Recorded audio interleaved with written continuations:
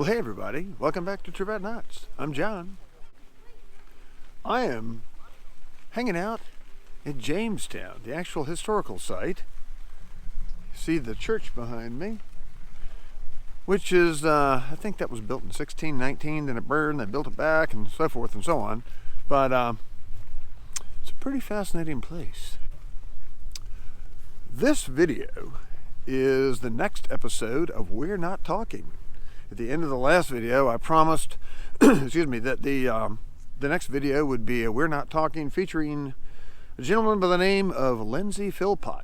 Well, as a way of introduction, prior to starting the We're Not Talking conversation, Lindsey Philpott has a pretty extensive resume in knot tying and in life at large. He was born in Devonshire, England, tied his first knot from instructions, which was a Turk's head, at age 6, and has been pretty much tying knots ever since. Trained as an engineer and architect, worked in that capacity for many years. Ultimately moved here to the United States and has been here for over 30 years. He's written 5 books on knotting and is the co-founder of the Pacific Americas branch of the International Guild of Knot Tyers. Something I don't think I've ever mentioned to anyone, well, in these videos, that about almost a year ago, January 2021, I was elected to be an executive committee member of the International Guild of Knot Tyers, which is a tremendous honor to me. I'm very pleased to have been elected to that position. If any of you are not aware of the International Guild of Knot Tyers, I'm going to put a link to the website in the description. So check that out. It is a charitable organization based in the UK and a very valuable one with a sole purpose of promoting knot tying, disseminating information to the world, and being the experts on the tying of knots. So I encourage anyone who's not already a member to check that out. Worth looking at, and an inexpensive way to garner more information, give yourself more resources about knots and knot tying at large. So I hope you enjoy this. Here you go. We're Not Talking. Hey, Lindsey. Good morning to you, John. How are you? Good. How you doing? All right, down one side, as they say.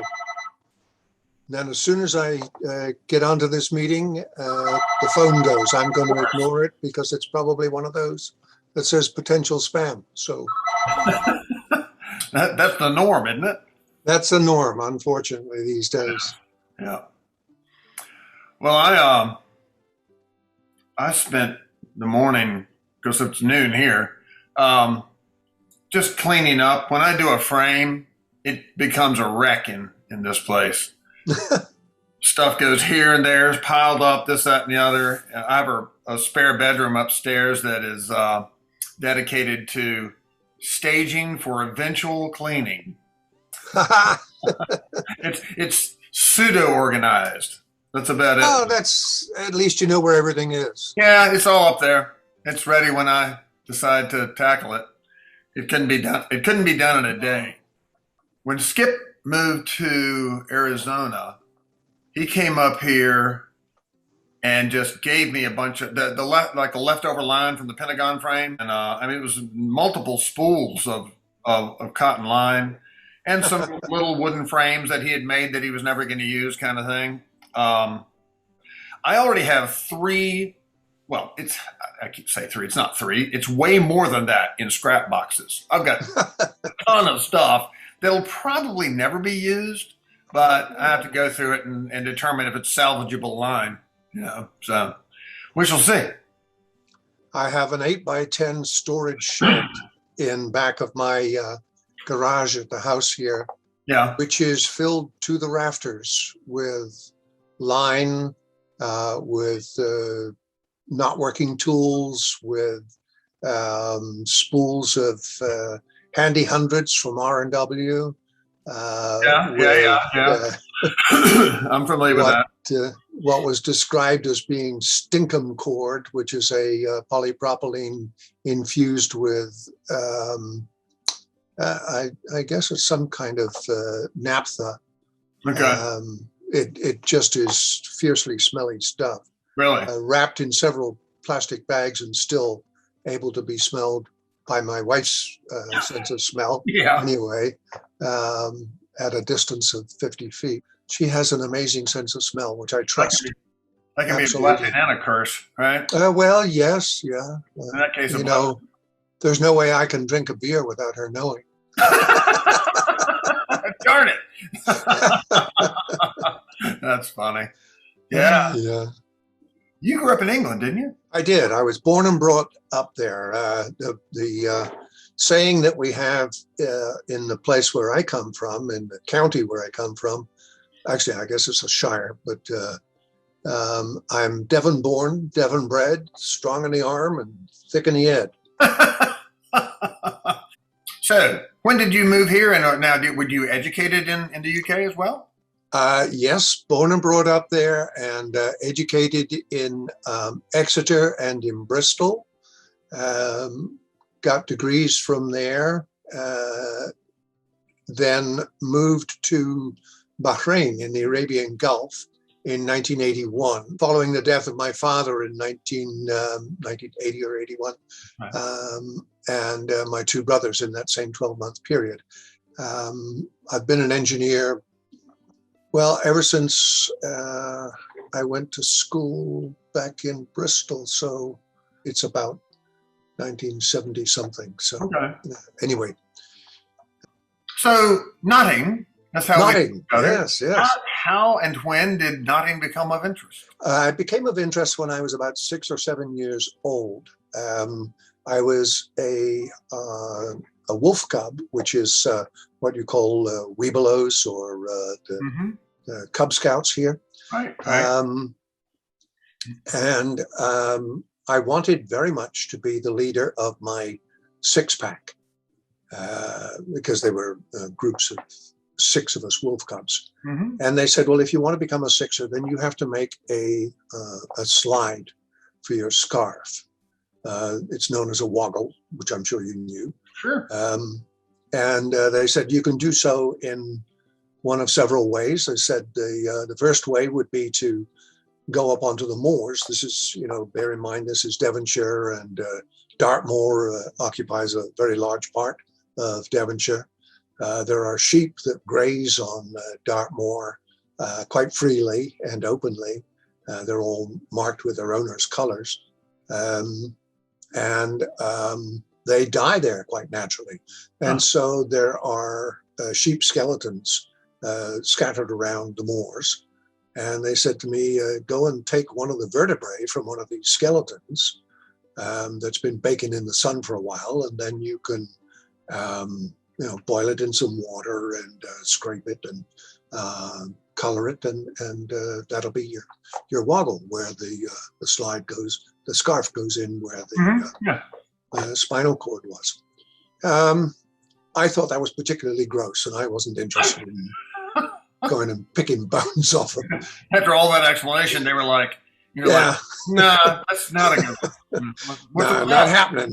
What would be the other option, right? There was another option, and that was to take a piece of wood and a sharp knife and use that to carve a woggle, animal's head or some sort of bird wings or something like that. And I thought that was a great idea. And so I was all for it. And I had a penknife, but my mother put the kibosh on that and said, no, you're not doing any carving on pieces of wood. I don't want you chopping your fingers off. So that idea was nixed as well. Strike two. So I went back to them and I said, well, what else have you got? What other ways are there of getting a woggle?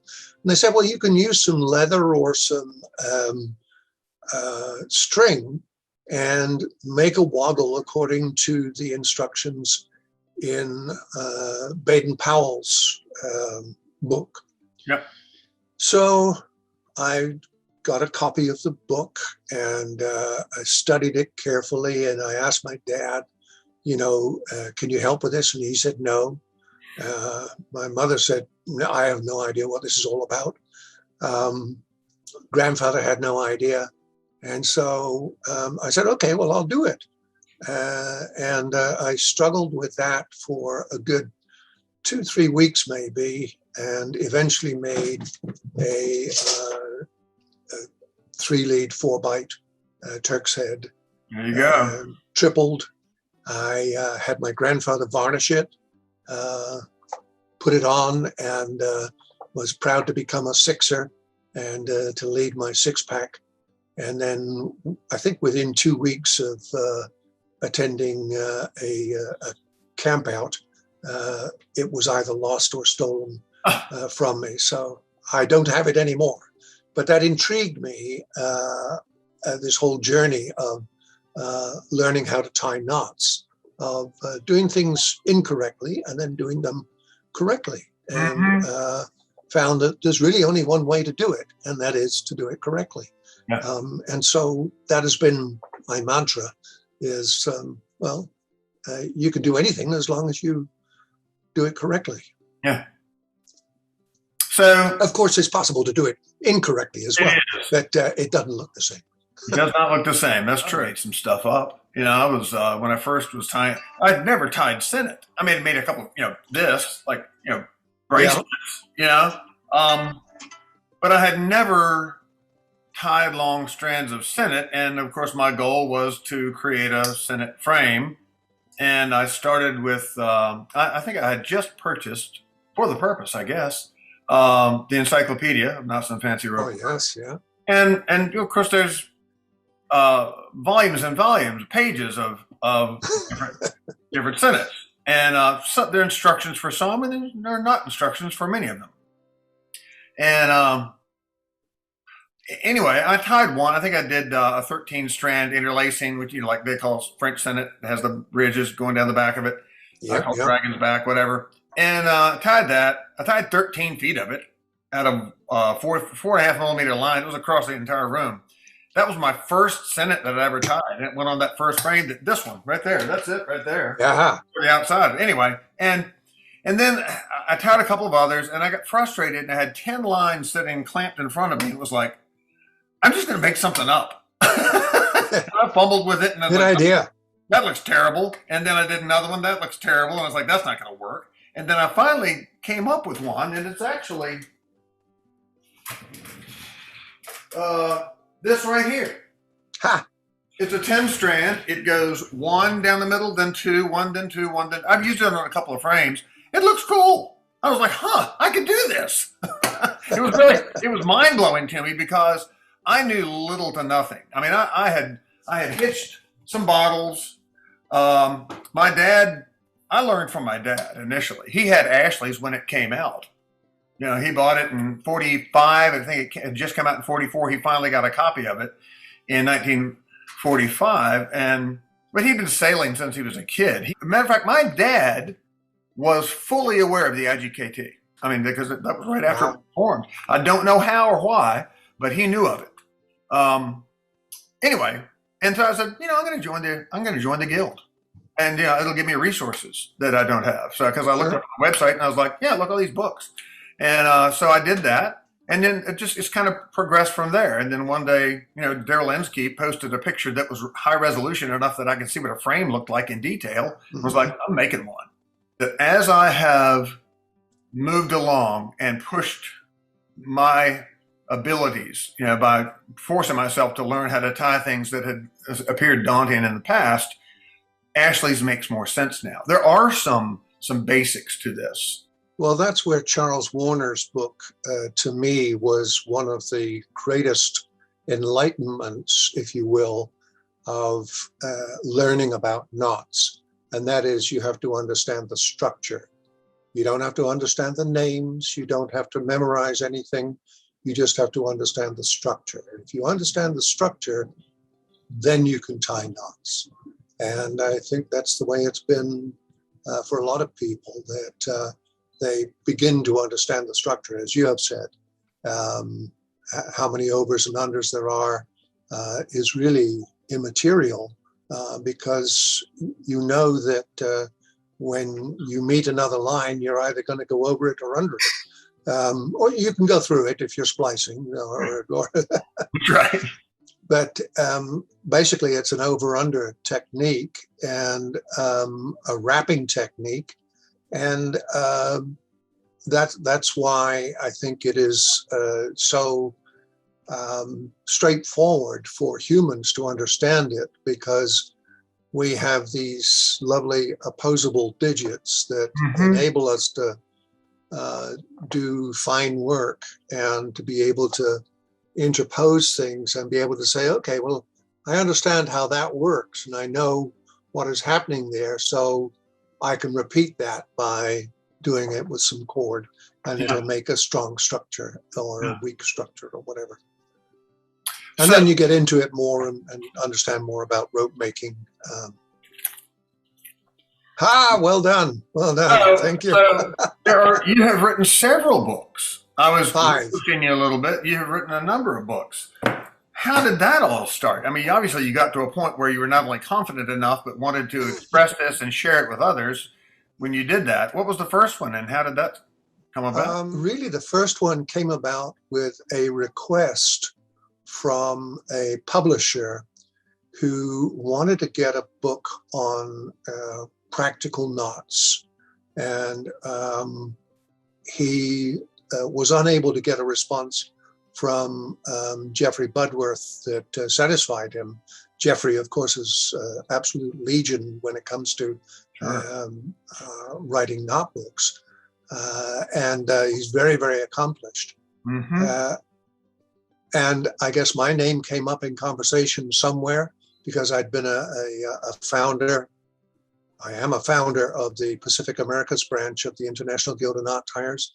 Got myself involved with the guild, was eventually appointed as editor of Knotting Matters and stuck with that position for probably an overly long period, according to some in the... Thank you. Yes, I heard it.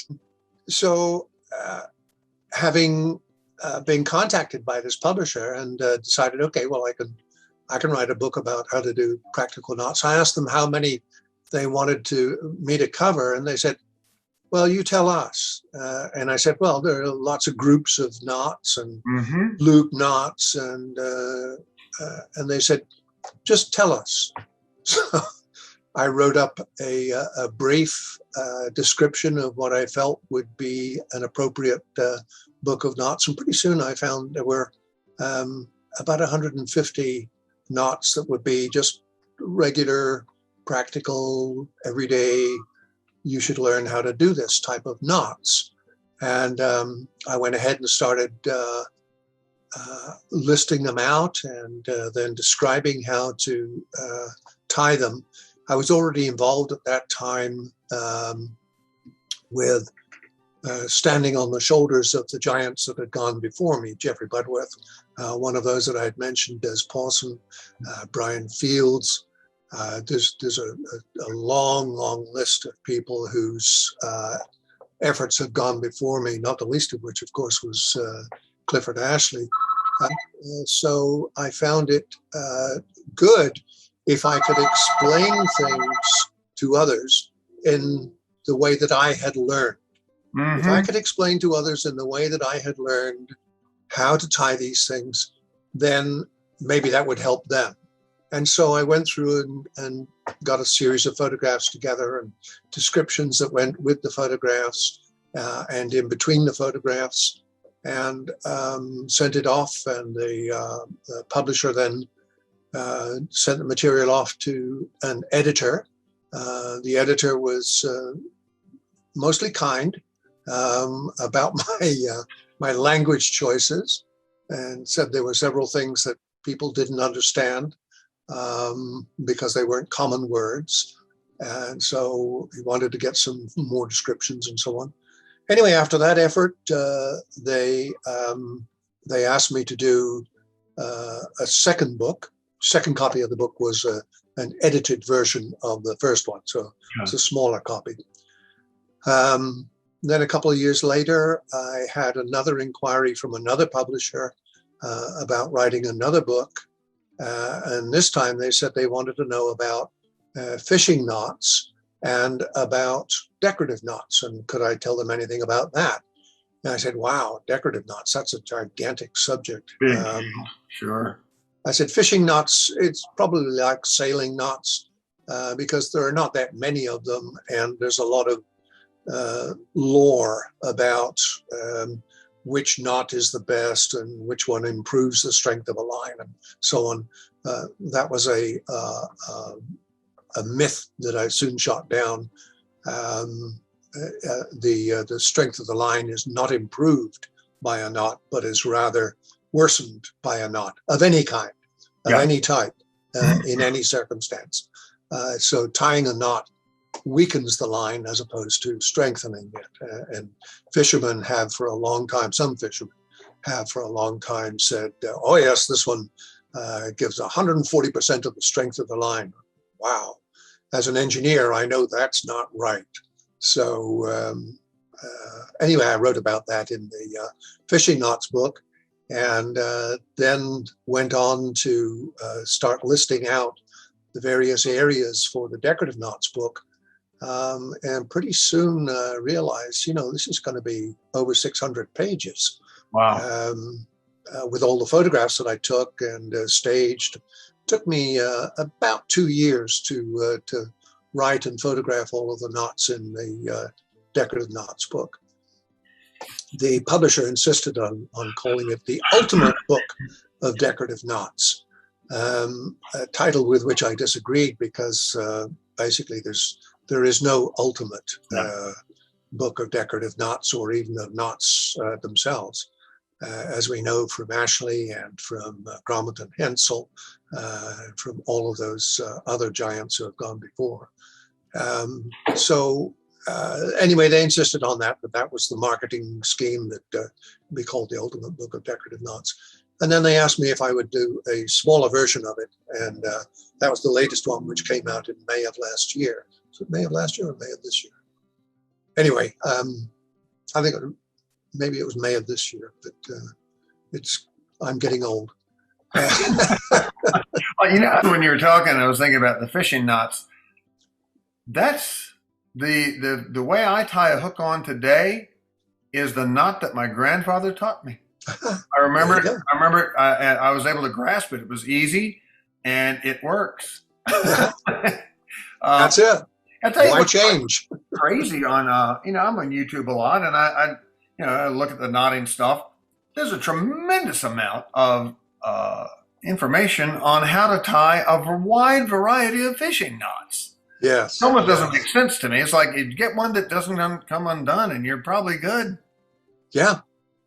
What made sense to me in terms of fishing knots was number one, of course, the fact that they don't strengthen the line, they weaken it.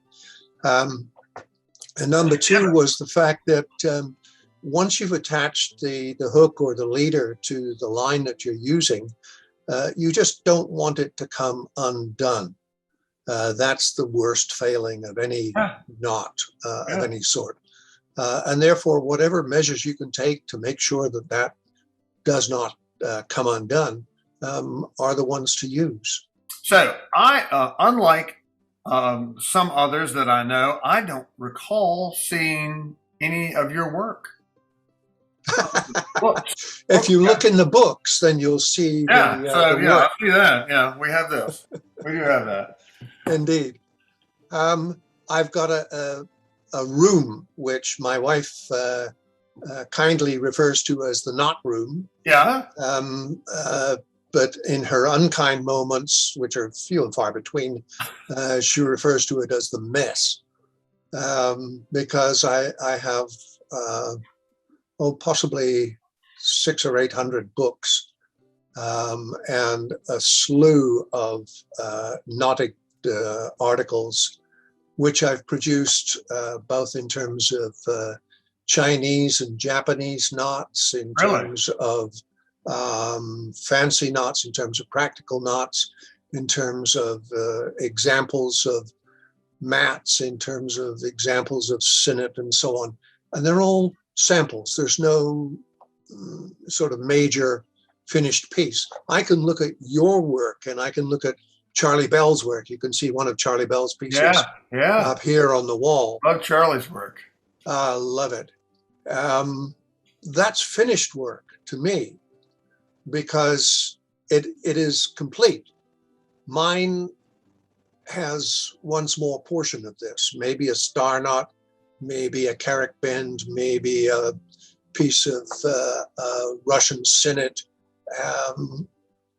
And it's all because I'm experimenting constantly and trying to work out, well, what does this look, what does that look like?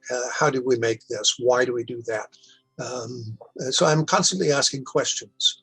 And that I found has been the most helpful thing to me in my entire life, in my entire work, as a forensic engineer, forensic knot analyst, as a civil engineer, as a rigger, as a teacher and instructor, is I have more questions than there are answers for. And I find that if you keep asking questions and you keep searching, then you learn more. And I'm on a constant life quest to learn. And so I keep trying to do things. Currently, I'm doing woodwork, and I like to learn joints and how joints work and why, and whether or not something can exist in one form or another in wood. And it's fascinating to me. So I've done embroidery, I've done dressmaking, I've done knot tying, I've done rigging. It's all a quest to find answers to questions about how does this work? Why does that do that? How can I achieve that same goal? And I guess that's really a life choice, is keep asking questions about why something happens. I love that. I'm very much on the same page with you. We need to keep learning. Yes. As we get up in years, that it's the two things I thought of as you were talking. One is I'm completely on the same page with you with continuing to learn. I mean, this is a brand new thing to me, at least at this level, and it turns out it feels good being recognized for it. You know? Yes, yes. And it's very satisfying just doing the work, if no one even saw it. I love it. In what it is. I heard somebody make a statement the other day in something I was watching that, as I've gotten older, I've realized how little I know. Yes. And I think that's something that comes with Me too. Wisdom or whatever, recognition of the fact that there is so much to know, and I know very little of it. So I echo that thought completely. Yeah, I mean, when you're 21, you have it all in one bag. It's like, oh, I know the answer to that. Everything's simple. It's black and white. No, it's not. Right. Very few things are. But there's some satisfaction in that, in not having feeling the responsibility to carry on be the carrier of the knowledge. But I understand your publisher wanting to call it the ultimate so he could sell it, but we know that there's no knowing all of them. No. And of course, the very inception of the International Guild of Knot Tiers was a question about whether a particular knot had been invented prior or had been ever tied before, and it turned out that yes, it had. Yes, yeah. But that brought them together. I think was that Jeffrey Budworth and Des, or was that Des Pawson and Jeffrey Budworth both, and 16 or 17 others who all wanted to get together and to discuss well, how do we know that things have existed or don't exist, or are there new ones? And that seems to be the big thing for a lot of people on forums on the web and questions to editors and so on. I think this is a new knot. Well, maybe it is. And you've invented one yourself, so you would know whereof that occurs. Yeah, it's funny to me. I take no. When I do my tutorials and show things that I used to try to obsessed with finding out what it's called, and I don't even care anymore. With the sentence, I mean, somebody probably has taught it in the past, and if they have, God bless them, whatever. I just don't care. It's what I want it to look like today. Yep. And I'm going to use it. And who else? If somebody wants to take credit for it, that's fine. I'm not. There's another interesting facet that you just reminded me of, and that is that knots are in many facets of society, some societies in the world, mystical, magical. They have stories about them. I find this fascinating when reading about the knots that intrigue those of Asian and Northern European descent, those who are perhaps Russian or Chinese, and they ascribe some magical property. Those Pacific Islanders who ascribe a particular joy to finding a rap that works for them and depicts some part of life that they are involved with. So, they create this mysticism in the same way that the guild's masters, and I don't mean the international guild's masters, but the guild masters of old, the blacksmiths, the carpenters, the bricklayers, and so on, all those people who put things together had something that nobody else had. And that something was knowledge. Today we have Google, which purports to have all the knowledge in the world. Of course they don't, but it's a nice thought to have. Why anyone would want to have all that knowledge, I don't know. But anyway, there's a quest for knowledge and there's a quest for information. And sometimes the two are intertwined. Right. But those magical and mystical properties have been the basis of the creation of various forms of knotting that have enabled societies to set themselves up differently and to say, we are the keepers of the secrets of this particular element of life. And I'm thinking to myself, why not just share that? Yeah. It's a fascinating thing. And maybe you'll find that somebody else has done that somewhere else in the world at some time previously. Yeah. So sharing the knowledge, having the knowledge is good. Oh, there we go. This from Death. Yes, yeah. Book.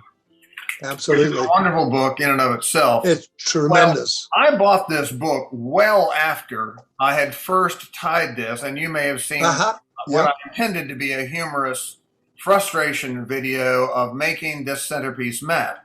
Well, I was absolutely fascinating finding that this originates, knowing that pattern, originates with a stone carving discovered in Denmark some centuries ago. Yes.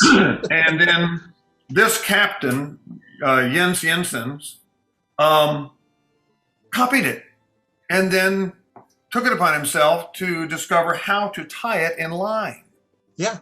Thus, we have this in a different form than it was originally. I think something, as you just were saying, this was something with mystical or importance to the society that took it upon themselves to carve something that looked like that into stone. Right. We know what it is. And it's a complex design that's completely interlinking. It's unending. And so that's the very interesting part about Asian knotting generally is that if they can get something which is unending, that is, it's made with one piece, right, or one line, then so much the better. The Celts did the same sort of thing with their calligraphy. So it's absolutely fascinating to see how the human mind developed those ideals, if you will, of, as you said, carving and writing and creating designs that had a single thread, if you will, going through them, and how that brought things together and neatly tied it all up and made it work, made it happen. I'm sure you're familiar with Otzi, the 5,000-year-old cadaver discovered in the Alps between and I think Italy and I forget where the bordering country. Those whoever claims it. I think Italy finally. Switzerland, that's a fascinating. And he had hand-tied sandals and other things. So knotting goes back as a practical thing. As far as from the beginning of man's starting to do anything with his hand, taking grasses or lines, or I saw an interesting thing the other day. There was a guy making from a large bamboo, that was probably 20 feet long, splitting it, and then taking and I think he soaked them in water and made remarkable baskets. Various different shapes. I mean, all the materials you can use. I love that Miko gets flax from the field and begins with the raw material and makes line and then makes things from the line. I love that, taking it from the origins. When my dad and I would talk, I would always ask him, how does that work, or how was that made? And he would tell me, or we would find out together how that was made. And he was a smart guy, very interested in like fashion as to how is this done from the raw material. Native Americans who have populated this country before the European invasion, and they have taken natural materials, as you said, dogwood bark and roots of birch, and taken those materials, pounded them, got fibers from them, wove them together, reinforced them. It just displays a thorough understanding of the natural materials available to us. And then there are some which turn out to be better. Hemp turned out to be better than manila. More expensive perhaps, but better, stronger. And then eventually we get to the scientists who want to examine that in detail and look at the very fibers and see which way does this grow? How does this add to the strength of it? I've been taking some fascinating trips through the Cordage Institute's books on how rope exists and why it exists. And the learning that has been done in the meantime by manufacturers of various plastic forms of line is just absolutely building on all of that, and makes for just fascinating reading and understanding why things work the way they do. We've gone from plant fibers to Dyneema. Yes, yeah. A little difference. A little different, but there's a lot of structure there, which understandably works very well to do the job that it's required to do. And the one thing about rope that I like to talk about with people who bother to ask me is that if it had not been for rope, we possibly would not be talking to each other. Because we would not have had those ships which sailed the seas that joined people of different countries together where they were not joined by land. and enabled discussion, enabled trade, enabled a lot of the global influences to come to bear. And we're still finding that today. So rope is joining the entire world together. And that's where, I really think that the Guild of Knot Tiers, or a group like it, should be getting themselves together to create a museum of knots. I completely agree. Because it's tied mankind together for such a long time now, both in art and science and technology, communication, trade. There's a huge quantity of information and knowledge that exists within the knotting world, let alone adding weaving and knitting and crochet skills to that whole same list. Right. It just boggles my mind that there is no museum of knots. I appreciate that Des Pawson has a lovely display of artifacts from a lot of different things, most of which have to do with the maritime trade or the farming trade, but do not explore, and this is not a fault of his, this is just a problem of the vastness of the subject. Do not go into all of the aspects of knotting that exist, from botany and mathematics to arborists to surgeons to weavers. There are so many aspects of knotting that should be in some place where they can be shared with the world. That will never go away, regardless of the expanse of technology, and as things become more of the high-tech things that we think of with plastics and this and that. Yes. You still have to tie some things together. We tie our shoes unless we have Velcro. Oh, yeah. But I was somehow on the algorithm in YouTube sent me to something with Des just from the other day. I don't know how old the video is, but it was someone, some news person perhaps, or human interest story on the museum he has in essentially his backyard, and going through various things, some chest beckets and various other things they went over. But I was thinking, Des is not getting any younger. And one day when he's gone, that should be the beginning of that museum, perhaps in a separate place. And I think we had talked about that before, trying to do something here. Well, the Guild is in the UK and they want it there. Fine, do something. Yes, and they've had over 30 years to do something. Yeah, the likelihood is that here in the United States and the continent of North America, we'll probably get to it sooner rather than later. And I would like to be a part of that.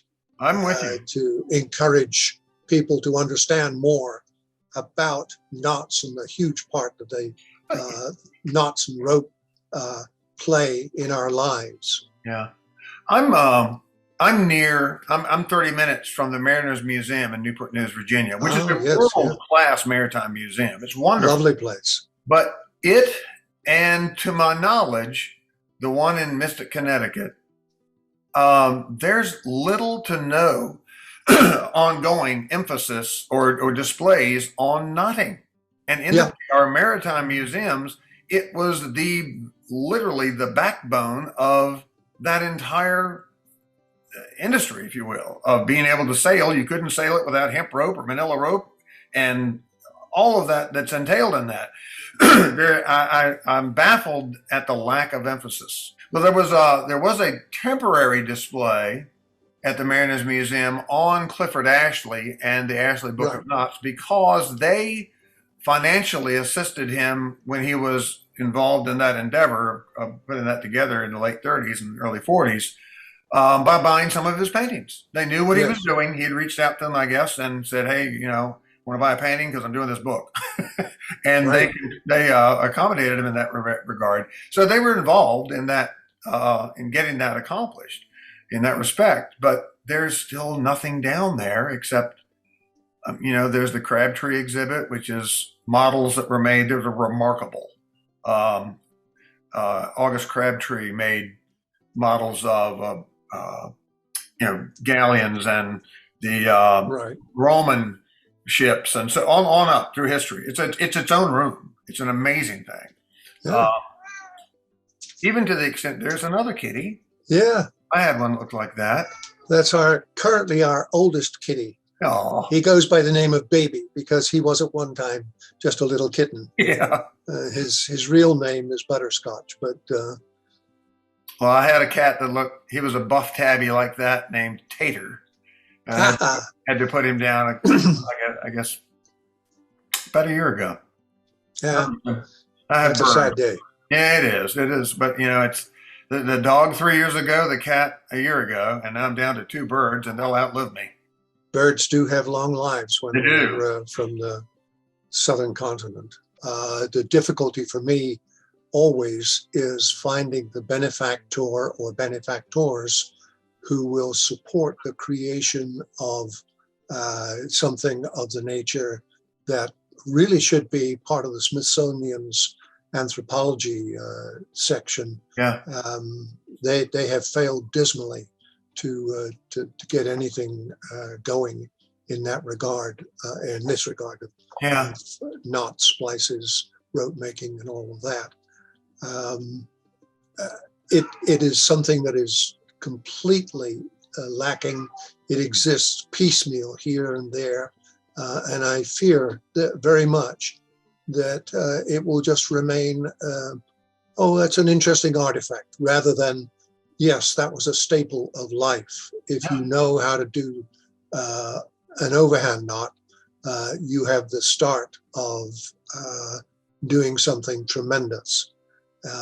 And that's where others have started. And I've been very, very fortunate to stand on the shoulders of giants who have gone before me, to have learned from them and to have said, okay, well, if that's what happens there, then how about this? And what about that? And how do we do that?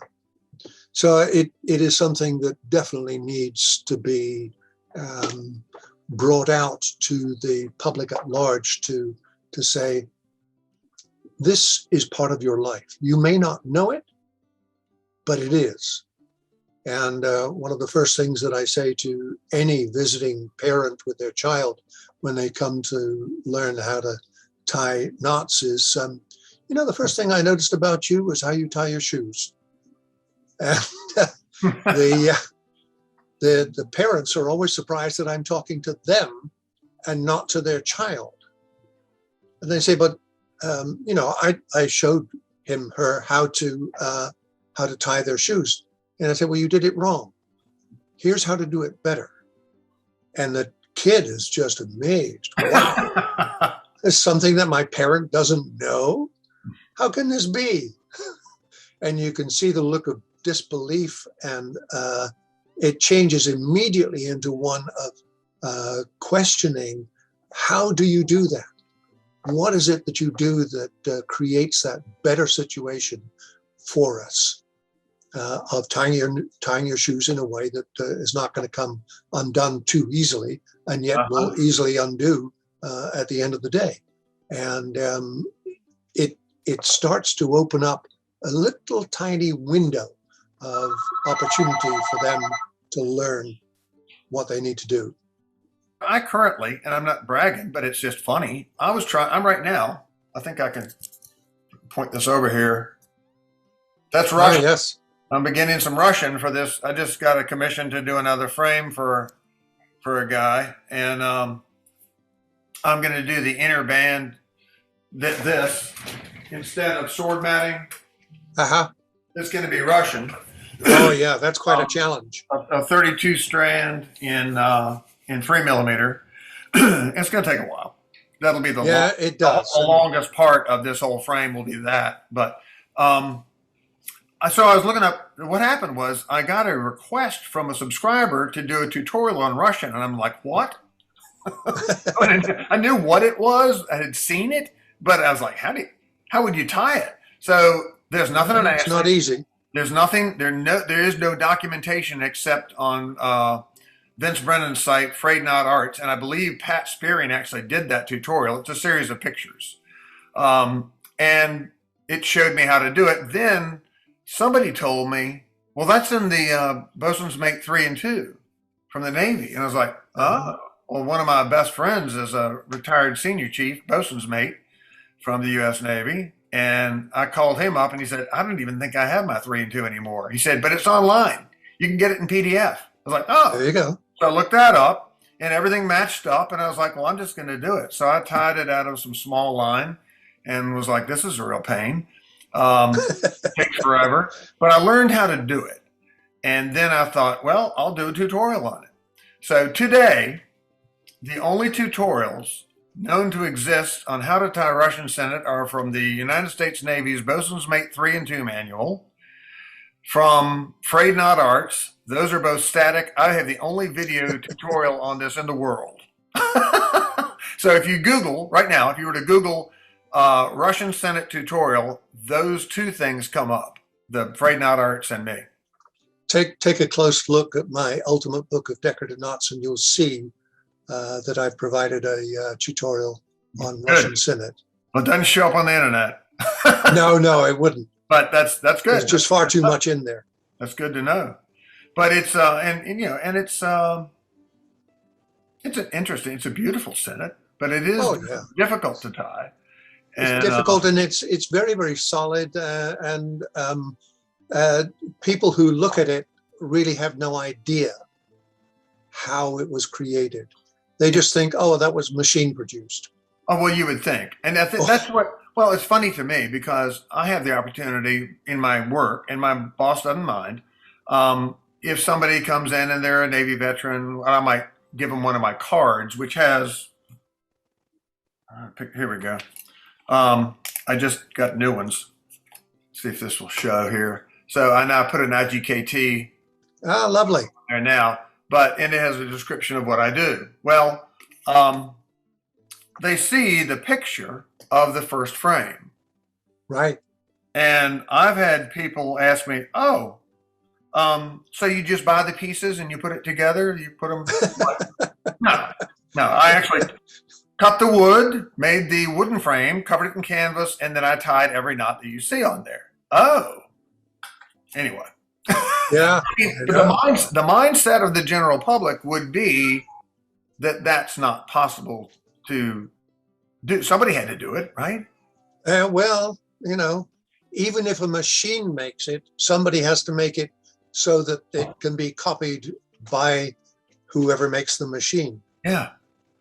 It may be difficult to do, but once you know how to do something, it's really enlightening. Yes. I mean, it's a wonderful thing to, and people that I know think I know everything about knotting. No, I know how to do what I know how to do. And I know what I know how to do that's related to what I do. Yeah. I wanted to make Senet frames, and I wanted to know how to hitch bottles. I made a ditty bag. I didn't make it from Miko's tutorial. I just did it because I wanted to just do it. That's good. Because the canvas that I had for that was pretty light duty. It won't stand up on its own. I have some heavy duty canvas I can use and make another one and put some McNamara lace on it and so on. Right here is some flax canvas that I got from Miko. Oh, really? Right here. Oh, wow. What's that going to be for? Ditty bags. Cool. I'll be teaching Mariner Scouts how to make ditty bags if they ever express enough interest. Yeah. Right now, it's a bit of a job to get them to tie a carrick band, let alone do some actual sewing, which they seem to think has to be done with a sewing machine. And they don't realize that sails were sewn by hand before they were ever sewn by machine, and before they were ever cast. Yes, there you go. That was my dad's. I still use it. I'd like to get another one because this is, I think it sat on my boat for a while and got salt water on it, so it's sort of blackened, but it's still functional, still works. That's it. Yeah. Mike Hickey has done some tremendous work on talking about the ways in which leather is split. Actually, he does the whole thing from Really? rawhide onto the finished piece of tack for equestrian pursuits and cowboy pursuits. Yeah. Mike Hickey is a genuine cowboy, and he's out on the range and moving cattle from one place to another. And he just produces the most amazing work. Cool. So it's just something for me to aspire to anyway. I would hope a lot of other people who tie knots with leather as well. And it's just something to really be aware of, that it's a flexible ligature.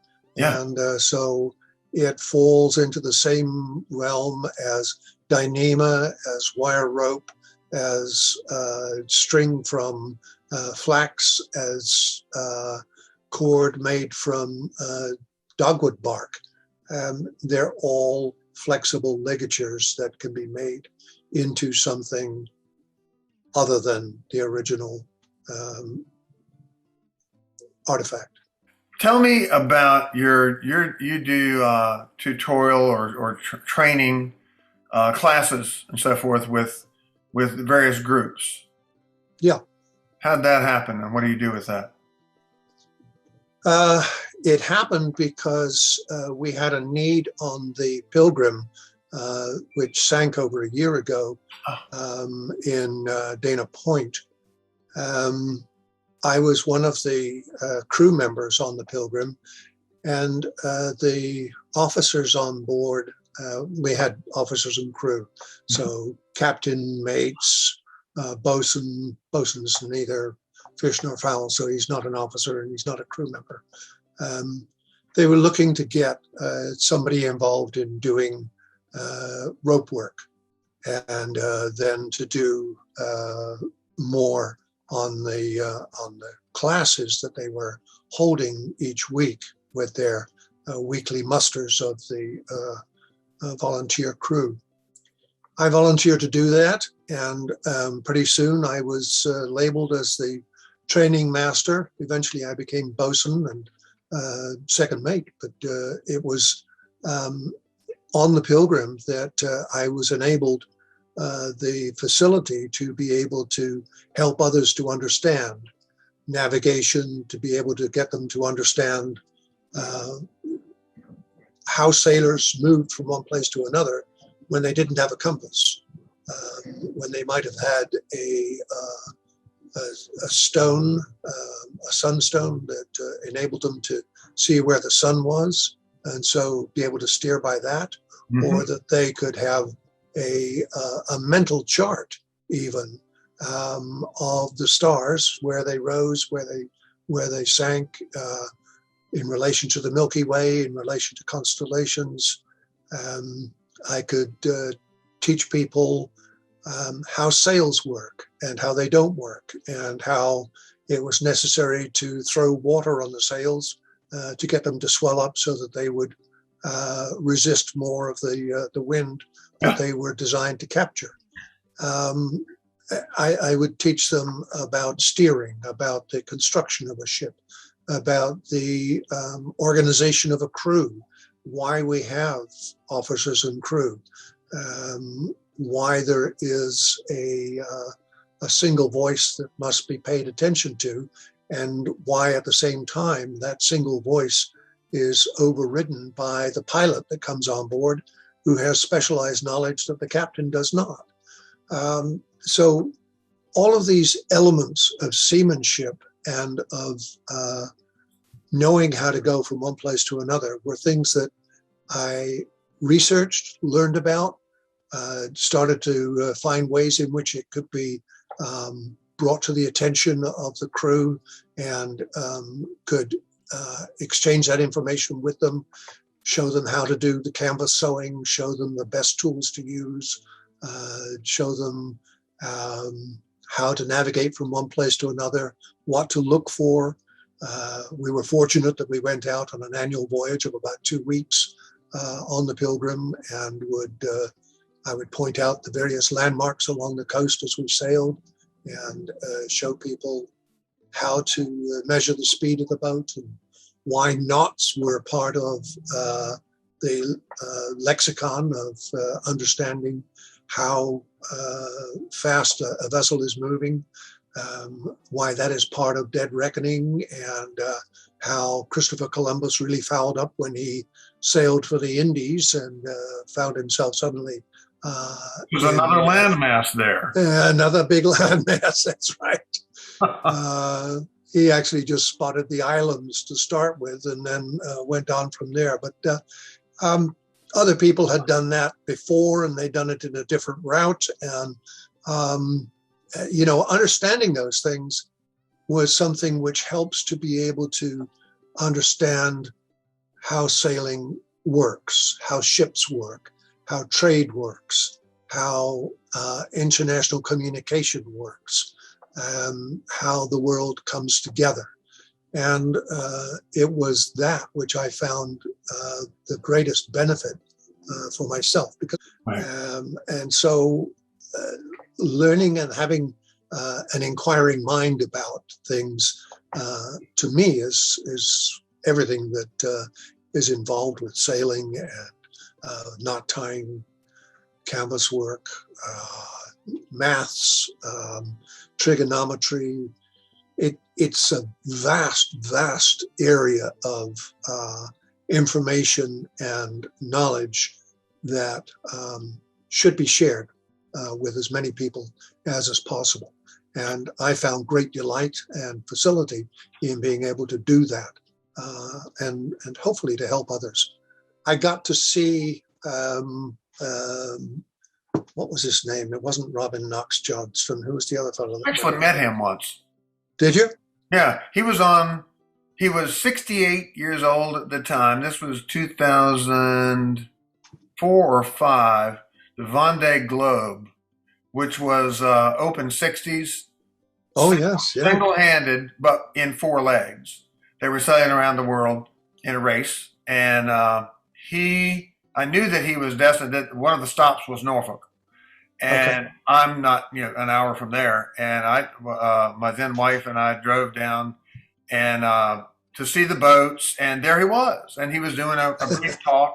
He said, "I've just gotten off the phone with my daughter, and she has instructed me that if I ever do this again, she is to shoot me." But he was 68 years old. And I've read his book, A World of My Own, numerous times. He's one of my heroes. But I got the chance to walk up to him and introduce myself and talk to him briefly and shake his hand. So that was it was a fun thing. It was a good, nice occurrence. Yeah. But I had a little trailer boat for many years. It was a San Francisco Pelican. Oh. Well, it was a 12-foot, the original designed by William Short. But with a full Chinese lug rig. And instead of a 12-foot mast, it was an 18-foot mast. And Dad sewed that sail, and I learned that the Chinese lug rig, the fully battened Chinese lug rig, is probably the easiest to handle sailing rig that exists. It's a marvelous rig. It's amazing. And I thoroughly believe that the tales of 600-foot wooden vessels that the Chinese Navy created back in the day, and back in the day is 4,000 years ago, was entirely possible because absolutely. They understood the wind. Yeah, and they didn't, with the hull structure, you didn't need stays. They made the multiple pieces that were more flexible and that would not breaking. There's a wonderful book that I priced at $250 to get a used one called The Junks and Sampans of the Yangtze River. It's available at a library, my college library, that I used to check it out from time to time. And it's a voluminous work with a lot of pictures and tremendous detail. The guy who wrote the book was, I think, an engineer or who worked in China for many years and became fascinated with that subject and wrote the standalone, most comprehensive work ever done on Daggone, that might be an important call. Hold on. I'm going to take this right quick. Yeah. Oh, this is John. Hey, Chief Murphy. It's Chief Murphy.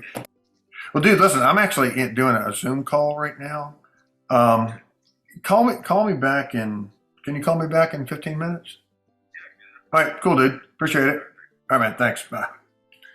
That's Chief Murphy. He's the chief on the staff, the yeoman on the staff of Admiral Gilday, the chief of naval operations. He's the one that came down and picked up the frame. And I had reached out to him the other day. And I said, because he had said, we're going to invite you and Skip up to the Pentagon. And, the CNO wants to thank you guys personally for getting the frame done and blah, blah, blah. Good job. Yeah. I'm glad I answered that.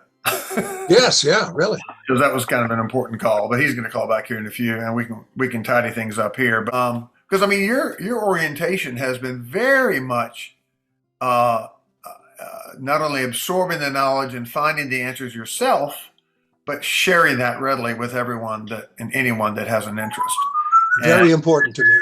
And it is to me as well, because it is an obscure subject to the general public, even though, as you said earlier, they're involved with this more than they realize. Yes. From tying your shoes to those, tying your boat up, even if you tying a load on the back of your truck. Yeah, keeping that mattress from falling off the roof. So, I mean, knotting is one of the core things from human history. If you know how to tie knots and you think you can make some cord, then you have gotten yourself streets ahead of most people and can be a very useful member of the community. If you're aware in any way of how to help others to understand, in other words, to be a teacher, then you are triply helpful. And I like to think that I've got some strengths in those areas that would be of use. Of course, now they say you're 73 years old and you're too old to do any damn thing. So you can just be a consultant. That's right, the consultancy phase. Yes, yeah. Well, that's one of the joys, of course, of the tall ships festivals and things like that, where I get kids to come along and make a piece of rope for themselves. Yeah. They can't believe that they were actually able, with very little instruction, to be able to make something for themselves.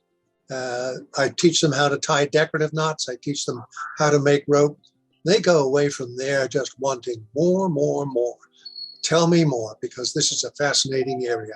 And I think that that's what would open up a lot of people's minds is I'll learn it bit by bit, and I'll watch YouTube, and I'll see how others have been doing it, and I'll do it for myself. And that way the world will be a wiser and better place.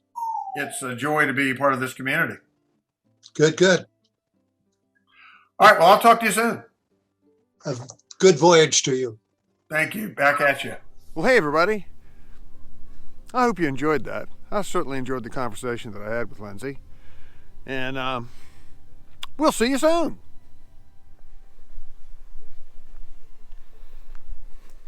I'm leaving. It's a beautiful place. Fun to come out here. Need to do it again. Be a little more thorough.